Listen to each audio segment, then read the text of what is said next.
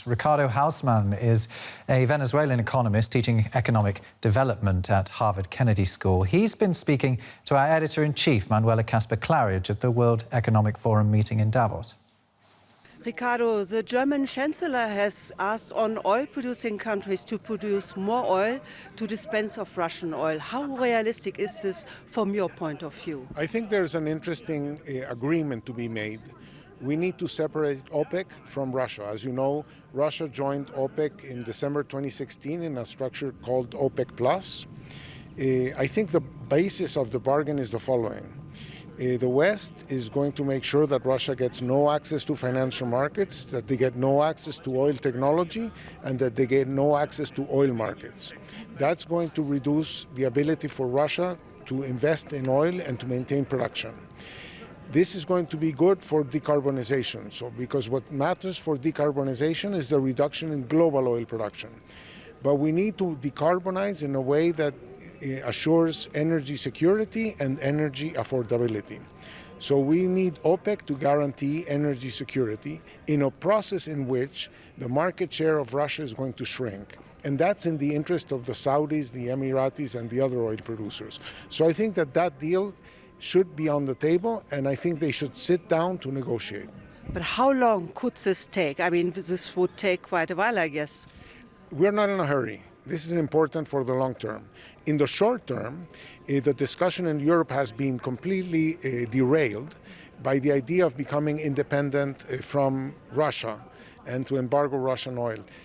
This may be good for Europe in the medium term to assure European security. But right now there's a war going on, and you want to harm Russia. So the way to harm Russia is not to embargo Russian oil, it is to tax Russian oil. Today, tomorrow, immediately, tax Russian oil. That will imply that Russian oil will have to compete with Saudi oil in the European market, and they will have to be sold at the same price, controlling for quality. At the same price, but the only problem is that the Russian price includes a tax, and the Saudi price doesn't. So Saudi oil would be cheaper, obviously. No, so the Russian oil will have to go down in price. Russia will have to give bigger discounts. We already see that the discount between Urals oil, the Russian oil, and Brent, the standard oil, the benchmark, used to be $3. Now it's $30. Let's make it into $60 or $70. And that's the way to hurt Putin now. Let's talk about energy security and European geosecurity, in December if you want.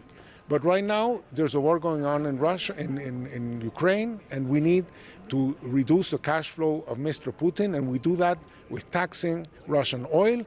And then you can use that money to rebuild Ukraine, to subsidize consumers, to help Ukrainian refugees, whatever.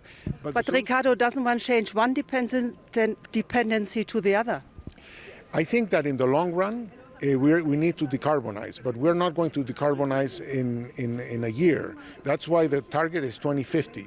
We need to assure that we get to 2050 net zero.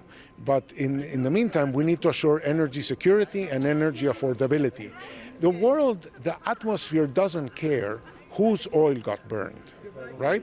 But we care whose oil got burned because there are some countries that if they sell oil and make a lot of money, they use that to attack other countries.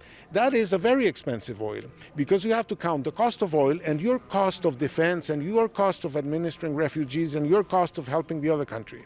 So Russian oil is the most expensive oil there is. We need to get rid of it, but we will get rid of it gradually. In the meantime, we will tax it. Ricardo Hausmann from Harvard Kennedy School speaking to Manuela Kasper-Claridge there.